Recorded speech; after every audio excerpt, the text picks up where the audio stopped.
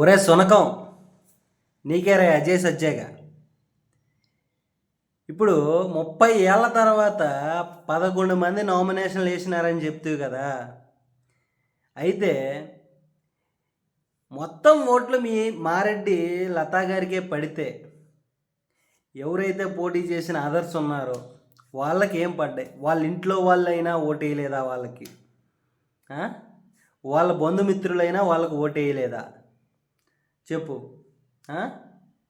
వాళ్ళకి ఎలా అయితే వాళ్ళ ఓటు కూడా వాళ్ళు వినియోగించుకోలేదా? లేదా వాళ్ళ ఓటు కూడా మీరు రిగ్గింగ్ చేసి దొబ్బారా? చెప్పు, దానికి సమాధానం చెప్పు. అయితే ఈ బీటెక్ రవి అనేవాడికి మీ టీడీపీ అధికారంలో లేకపోతే, మీ అండ, మీ పోలీసుల అండ లేకపోతే అక్కడ పోటీ చేసే ధైర్యం కూడా లేదు. అర్థమైందా? జడ్పీటీసీగా పోటీ చేసే ధైర్యం, మళ్ళీ ఎనానమస్. అర్థమైందా? ఎలా అయితే మీరు ఈ 11 నెంబర్ రావాలని చెప్పి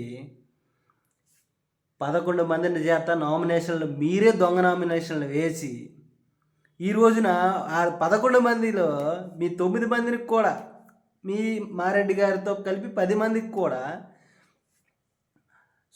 0-0-0 వచ్చే, అంటే ఆ 9 మందికి సున్నాలు వచ్చినట్లు.